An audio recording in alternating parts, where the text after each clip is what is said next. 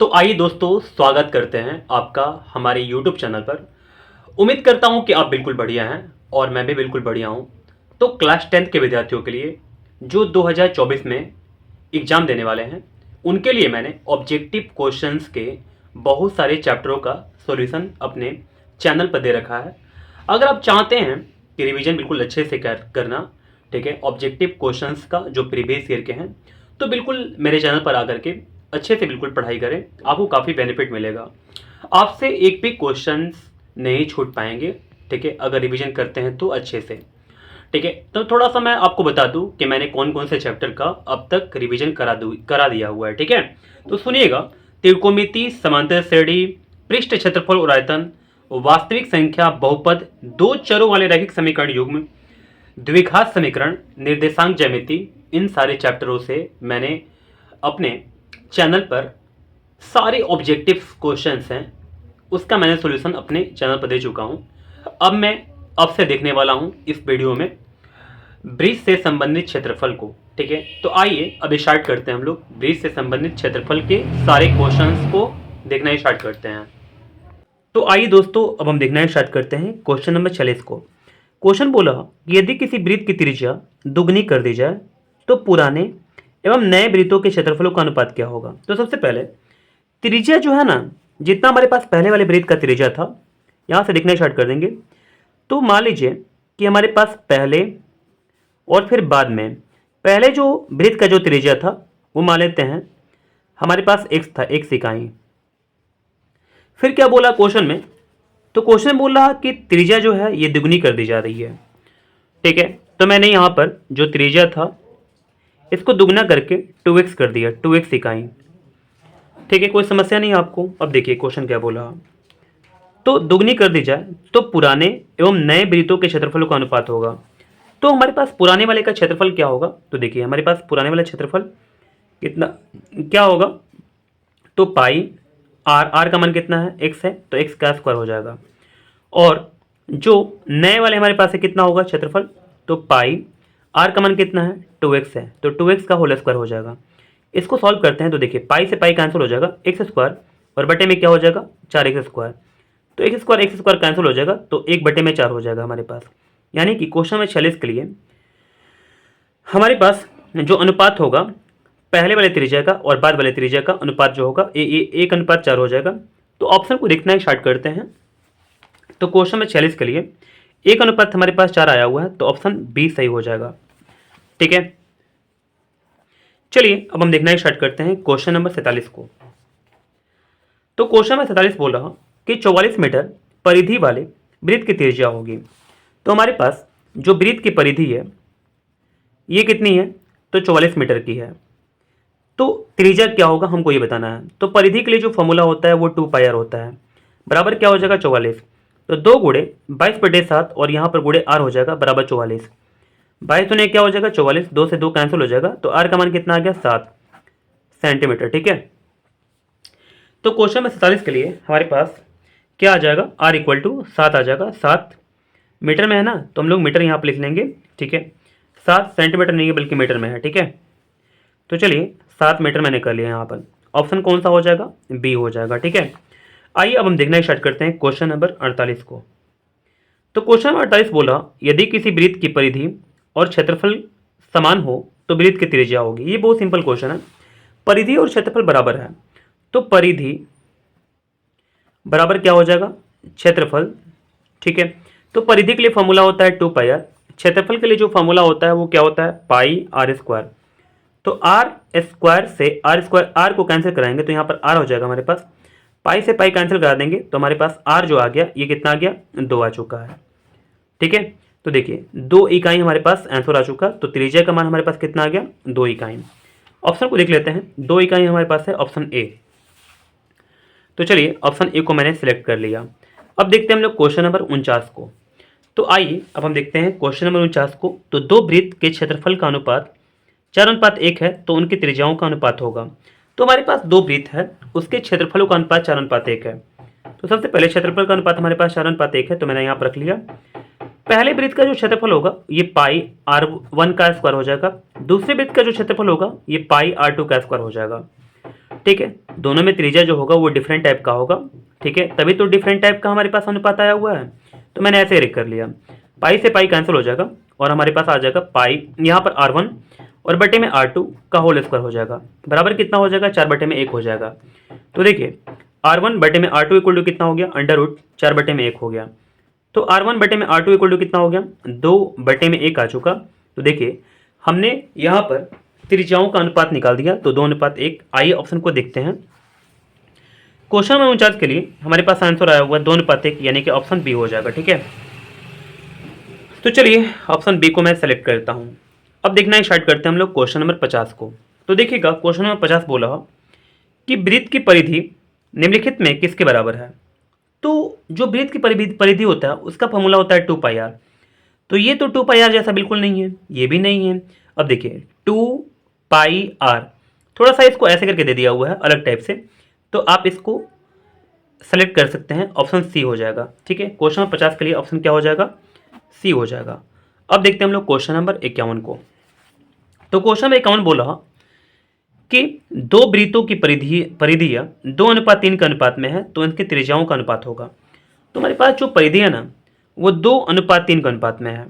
तो देखिए पहला वृत्त का जो परिधि होगा उसके लिए फॉर्मूला होगा 2πr1 बटे में क्या हो जाएगा, 2πr2 हो जाएगा, ठीक है। इतना तक करने के बाद हम लोग 2π से 2π कैंसिल करा लेंगे और हमारे पास R1 और बटे में R2 का जो मान आएगा वो 2/3 आ जाएगा, यानी कि 2:3, ठीक है। तो देख सकते हैं क्वेश्चन नंबर 51 के लिए हमारे पास त्रिज्याओं का जो अनुपात आ गया 2:3 आ चुका है, ठीक है। तो क्वेश्चन नंबर 51 के लिए हमारे पास आंसर आ जाएगा 2:3, यानी कि ऑप्शन बी हो जाएगा, ठीक है। तो चलिए ऑप्शन बी को सिलेक्ट कर लिया मैंने।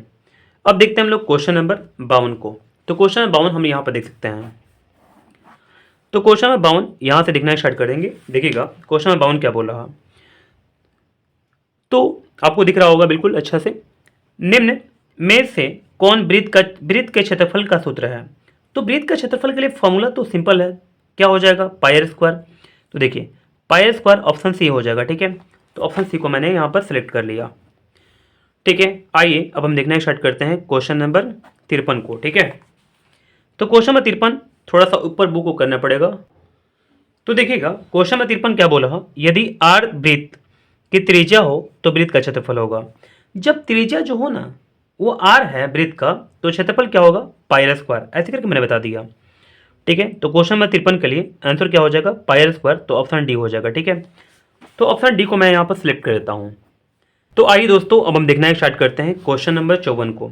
यहाँ पर क्वेश्चन नंबर 54 बोला कि r त्रिज्या वाले वृत्त में त्रिज्यखंड की लंबाई l और त्रिज्यखंड के क्षेत्रफल a में एक संबंध होता है।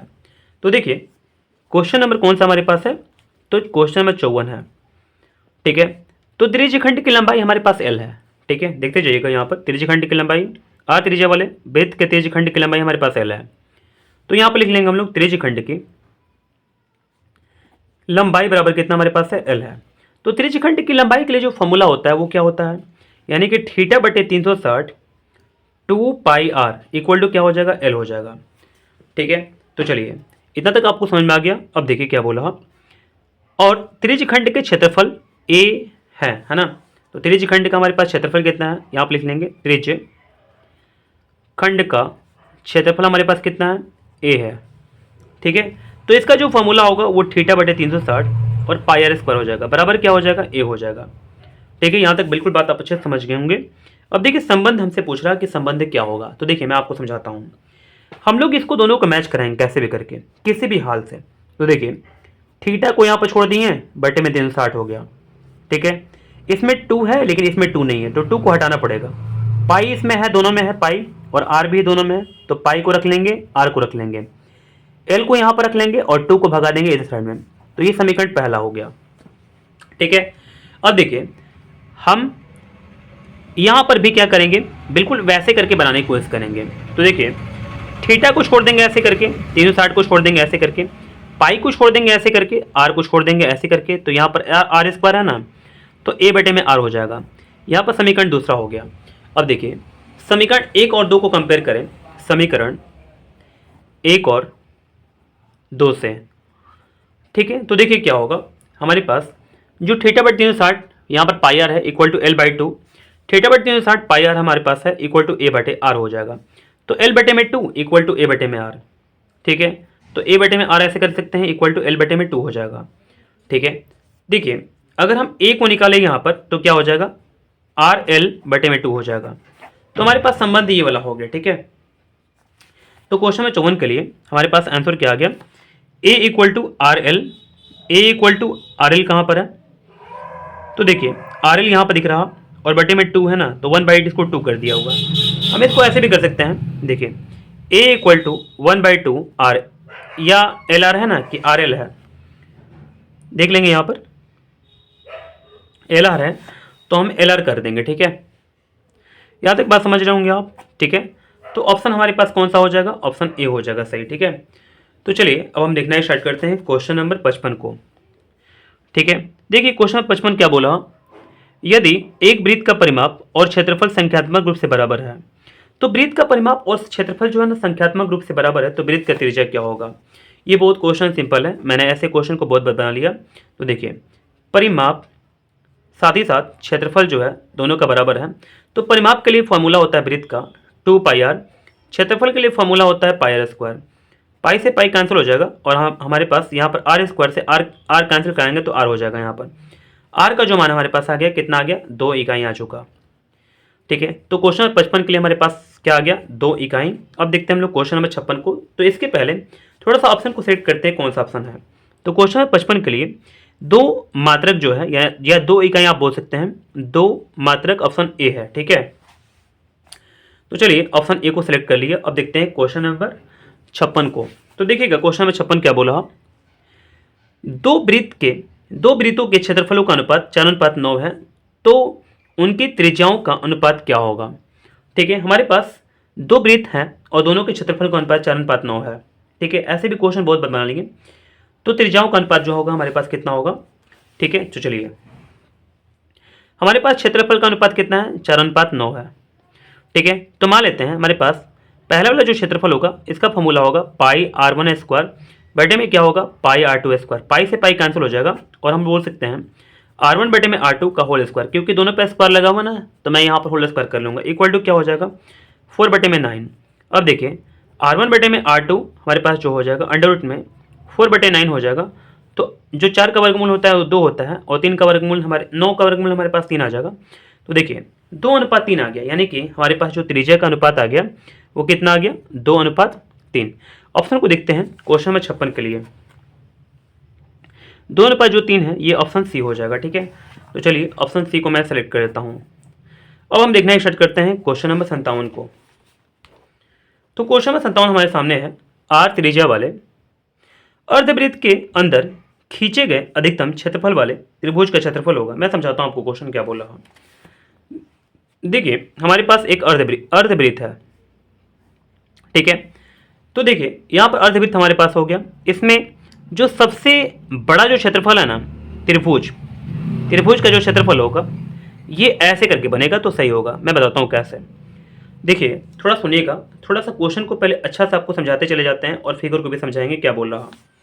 तो देखिए आर त्रिज्या वाले, ठीक है।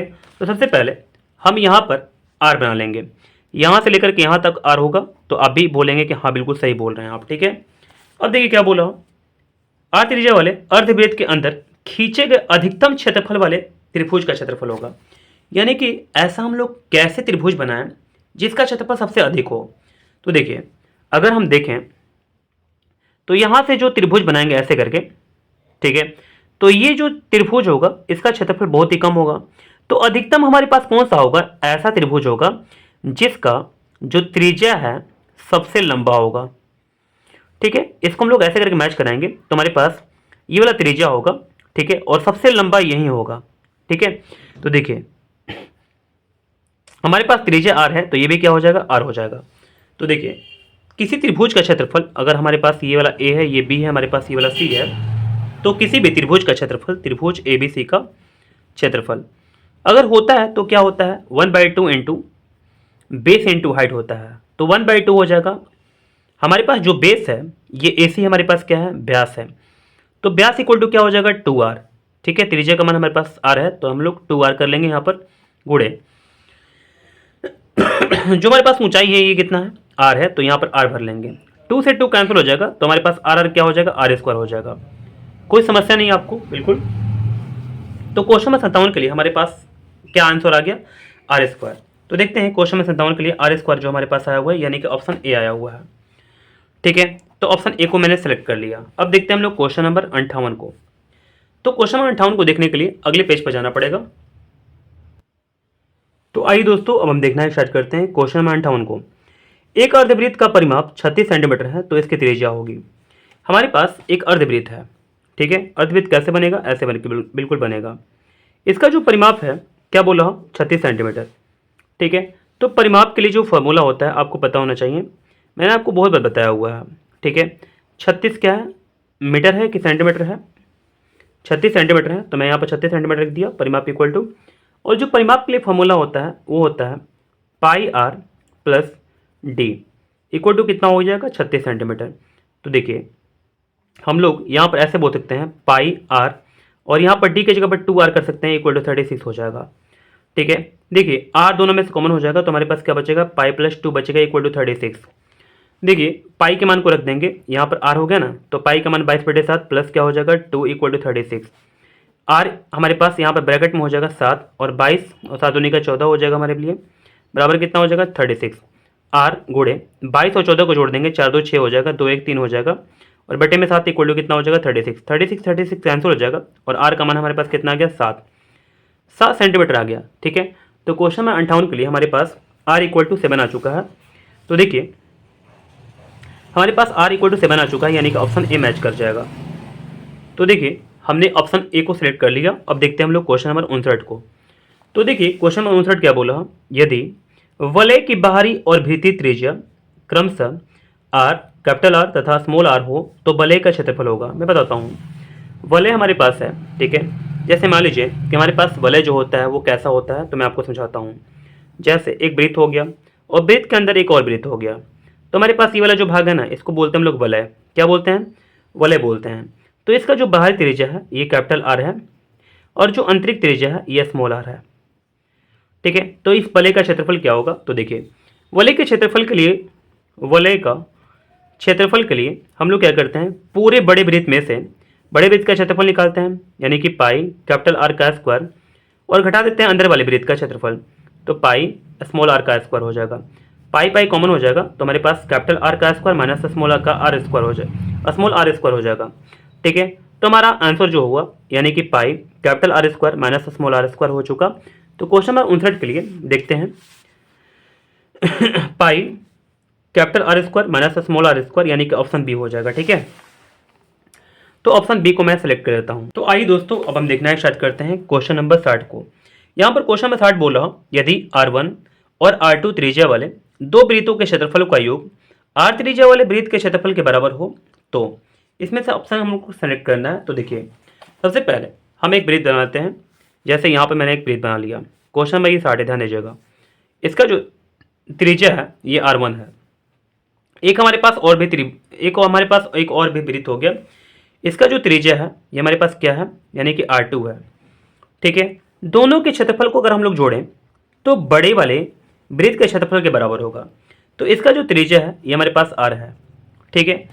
तो बोला कि ऑप्शन सेलेक्ट करना है कि रिलेशन कौन सा होगा, ठीक है। बहुत सारे रिलेशन दिए हुए हैं, तो चलिए हम इसको सेलेक्ट करते हैं। देखिएगा मैंने दोनों के क्षेत्रफल को इसके क्षेत्रफल के इक्वल दिखा दिया, ठीक है।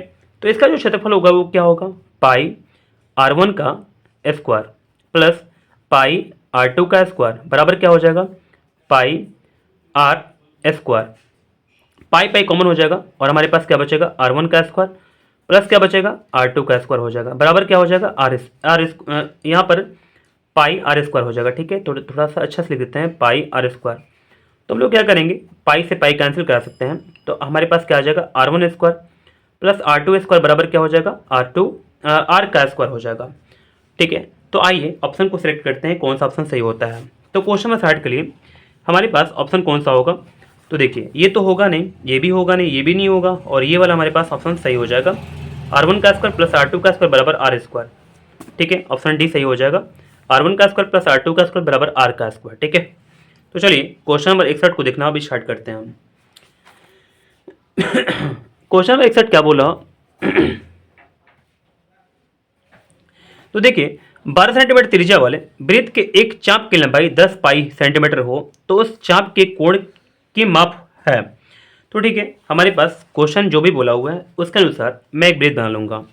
इस वृत्त में हमारे पास जो त्रिज्या है ये 12 सेंटीमीटर का है। ठीक है, आइए आगे देखते हैं। तो 12 सेंटीमीटर त्रिज्या वाले वृत्त के एक चाप की लंबाई 10 पाई है। जो हमारे पास जो चाप की लंबाई है ना, ठीक है, चाप की जो लंबाई हमारे पास कितना है? 12 पाई है। ठीक है, आगे क्या बोला हो? 12 पाई नहीं बल्कि 10 पाई है। तो उस चाप के कोण की माप होगी। ठीक है, चाप के कोण की माप हम लोग निकाल देंगे। हमारे पास सबसे पहले यहाँ पर 12 पाई है चाप की जो लंबाई है, तो हम लोग इसको रख लेंगे ऐसे करके। आपको पता होना चाहिए हमको थीटा का मान निकालना है। ठीक है, तो देखिए आपको पता होगा थीटा बटे 360 और 2 पाई आर फार्मूला होता है, बराबर क्या हो जाएगा? 10 पाई हो जाएगा। देखिए हम लोग पाई से पाई कैंसिल करा लेंगे और 2 बचे क्या हो जाएगा? 10 हो जाएगा। ठीक है, तो हमारे पास आर का मान हमारे पास 12 है, तो आगे लिख लेंगे थोड़ा सा। देखिए थीटा बटे 360 गुणे क्या हो जाएगा? आर का मान हमारे पास कितना है? 12 है, तो 12 यहाँ पर रख लेंगे। बराबर कितना हमारे पास है? 5 है, तो 5 यहाँ पर रख लेंगे। अब देखिए 12 3 36 यानी कि 30 हो जाएगा। थीटा का मान हमारे पास कितना आ गया? 5 3 15 यानी कि 150 आ गया। ठीक है, तो ऑप्शन को सिलेक्ट कर लेते हैं कि ऑप्शन कौन सा मैच करता है हमारा। तो क्वेश्चन नंबर 61 के लिए 150 हमारे पास आ चुका है, तो ऑप्शन डी सही हो जाएगा। तो चलिए ऑप्शन डी को मैंने सेलेक्ट कर लिया। अब हम देखना स्टार्ट करते हैं क्वेश्चन नंबर 62 को। तो क्वेश्चन नंबर 62 हमारे सामने है।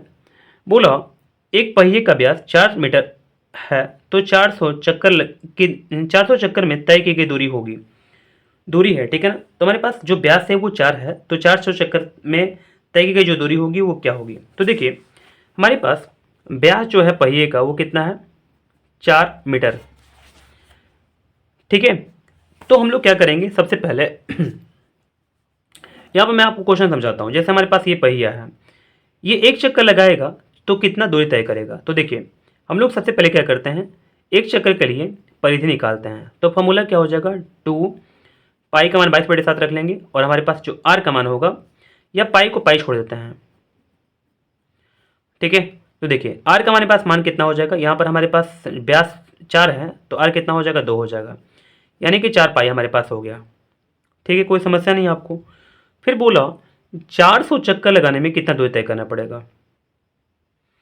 ठीक है, तो देखिए 400 चक्कर लगाने में हम लोग क्या करेंगे? 400 से गुणा कर देंगे इसको, 4 गुणे 4 पाई। ठीक है, पाई का मान यहाँ पर रख लेते हैं। अब देखिए हमारे पास आंसर किस में आया हुआ है? तो क्वेश्चन नंबर 62 के लिए हमारे पास ऑप्शन जो भी है ये पाई में आया हुआ है, तो मैं भी क्या करूँगा? पाई में आंसर ला दूंगा। ठीक है, तो देखिए हम इसको गुणा कर लेते हैं। 4 चौका 1600 पाई। तो देखिए मेरा आंसर आ चुका है 1600 पाई। आइए देखते हैं ऑप्शन कौन सा सही होता है। क्वेश्चन नंबर 62 के लिए हमारे पास क्या आ गया? 1600 पाई। ठीक है ना, यानी कि ऑप्शन सी हो जाएगा सही। चलिए ऑप्शन सी को मैंने सेलेक्ट कर लिया यहाँ पर। अब हम देखना स्टार्ट करते हैं क्वेश्चन नंबर 63 को। तो आइए दोस्तों अब हम देखना स्टार्ट करते हैं क्वेश्चन नंबर 63 को। यहाँ पर क्वेश्चन नंबर 63 बोला एक वृत्त का व्यास d सेंटीमीटर है तो उसकी परिधि होगी।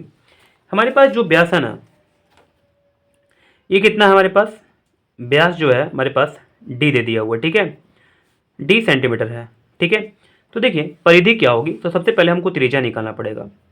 त्रिज्या इक्वल टू क्या हो जाएगा? d/2 सेंटीमीटर हो जाएगा। तो जो परिधि के लिए फॉर्मूला होगा वो क्या हो जाएगा? परिधि के लिए फॉर्मूला होता है वो 2 पाई आर होता है, तो 2 हो जाएगा, पाई हो जाएगा, आर का मान हमारे पास कितना हो जाएगा? यानी कि d/2 हो जाएगा। ठीक है, हम यहाँ पर 2 से 2 कैंसिल करा लेंगे, हमारे पास आंसर क्या आ जाएगा? पाई डी हो जाएगा। तो आइए तो हम देखते हैं, पाई डी सेंटीमीटर हो जाएगा। तो देखते हैं हम लोग ऑप्शन कौन सा सही होता है। तो क्वेश्चन नंबर 63 के लिए पाई डी हमारे पास आ चुका है, पाई डी हमारे पास ऑप्शन बी हो जाएगा। ठीक है, तो ऑप्शन बी को मैंने सेलेक्ट कर लिया। अब हम देखना स्टार्ट करते हैं क्वेश्चन नंबर 64 को।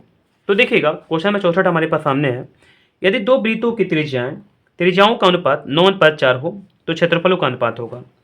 हमारे पास जो त्रिज्या का अनुपात है यानी कि R1/R2 9/4 है, तो क्षेत्रफलों का अनुपात क्या होगा? तो देखिए क्षेत्रफल का जो अनुपात होगा वो क्या हो पाएगा? तो क्षेत्रफल हमारे पास क्या हो जाएगा? पाई R1 का स्क्वायर बटे में क्या हो जाएगा? पाई R2 का स्क्वायर हो जाएगा। बराबर कितना हो जाएगा हमारे पास? तो देखिए पाई से पाई कैंसिल हो जाएगा और हमारे पास क्या आ जाएगा? यानी कि R1 और बटे में क्या हो जाएगा? R2, इसका दोनों पे स्क्वायर लगा हुआ है तो मैं होल स्क्वायर कर सकता हूँ। R1 बटे में R2 का जो मान हमारे पास है 9 बटे में 4 है, तो 9 बटे में 4 यहाँ पर कर लेंगे, इसका होल स्क्वायर कर लेंगे। 9 का स्क्वायर 81 होता है, 4 का स्क्वायर 16 होता है, तो हमारे पास जो क्षेत्रफल का अनुपात आ गया वो कितना आ गया 81 बटे में 16। ठीक है, आइए देखते हैं हम लोग क्वेश्चन जो हमारे पास 64 है इसका ऑप्शन कौन सा मैच कर पाता है। 81 अनुपात 16 जो है यानी कि ऑप्शन सी हो जाएगा सही। चलिए ऑप्शन सी को सिलेक्ट कर लिया गया। तो आइए दोस्तों अब हम देखना स्टार्ट करते हैं क्वेश्चन नंबर 65 को। तो ये कॉपी जो था वो पूरा भर चुका है। तो सबसे पहले जो पेज होता है, ठीक है, ये वाला पेज होता है ना ऐसे करके स्टार्टिंग से, ठीक है, तो इस पेज पर मैं लिख रहा हूँ, ठीक है ना। तो देखिएगा, तो क्वेश्चन 65 हमारे पास बोल रहा कि एक वृत्त का क्षेत्रफल 25 पाई वर्ग सेंटीमीटर है, तो वृत्त की परिधि होगी। हमारे पास जो क्षेत्रफल है ये 25 पाई दे दिया वृत्त का क्षेत्रफल, ठीक है। तो देखिएगा फॉर्मूला क्या होता है, pi are square equal to कितना हो जाएगा 25 पाई, पाई से पाई कैंसिल हो जाएगा, तो आर स्क्वायर इक्वल टू कितना हो गया 25 हमारे पास हो गया। आर अगर निकालेंगे हम लोग तो क्या हो जाएगा अंडर रूट में 25, तो 25 का मान जो होगा वर्गमूल में वो क्या हो जाएगा 5 आ जाएगा, तो 5 सेंटीमीटर आ गया, क्योंकि जो हमारे पास क्षेत्रफल दिया था वो सेंटीमीटर में स्क्वायर में दे दिया होता है, ठीक है। तो देखिए अब क्या बोला क्वेश्चन में कि वृत्त की परिधि होगी। तो परिधि के लिए जो फॉर्मूला होता है आपको पता होगा, परिधि के फॉर्मूला होता है 2 पाई आर। तो 2 पाई का मान रखा हुआ है कि छोड़ दिया हुआ, तो देख लीजिए पाई का मान ऐसे करके छोड़ दिया हुआ है। तो देखिए आर का मान हमारे पास कितना है 5 है, तो 5 कर लेंगे तो 10 पाई हमारे पास आ जाएगा सेंटीमीटर स्क्वायर। सेंटीमीटर स्क्वायर नहीं बल्कि हमारे पास परिधि है ना, तो सेंटीमीटर में आ जाएगा। तो देखते हैं ऑप्शन को, क्वेश्चन 65 के लिए 10 पाई जो है सेंटीमीटर यानी कि ऑप्शन सी हो जाएगा सही। तो देखते हैं सबसे लास्ट क्वेश्चंस को इस चैप्टर का, ठीक है, वृत्त से संबंधित क्षेत्र। तो देखिएगा क्वेश्चन में 66 बोला एक वृत्त की परिधि 220 सेंटीमीटर है, ठीक है। तो हमारे पास परिधि कितनी है 220 सेंटीमीटर। परिधि के लिए जो फॉर्मूला होगा वो 2 पाई आर हो जाएगा बराबर 220 सेंटीमीटर आ जाएगा। 2 पाई का मान हमारे पास 22/7 आ जाएगा, गुणे आर हो जाएगा बराबर 220, तो 22 से घटाएंगे 22 देंगे 220, तो 2 5 10 हो जाएगा, और हमारे पास आर इक्वल टू कितना आ गया 7 5 35, तो 35 सेंटीमीटर। तो देखिए क्वेश्चन नंबर 66 के लिए हमारे पास जो त्रिज्या होगा वो कितना होगा 35 सेंटीमीटर हो जाएगा, यानी कि ऑप्शन ए उससे ही हो जाएगा, ठीक है। तो चलिए ऑप्शन ए को मैंने सेलेक्ट कर लिया। उम्मीद करते हैं कि जितने भी मैंने क्वेश्चन आपको बताया वो बिल्कुल आप अच्छे समझ गए होंगे, ठीक है। इस चैप्टर का द एंड कर चुके हैं हम, ठीक है। और चलिए हम मिलते हैं अगले वीडियो में।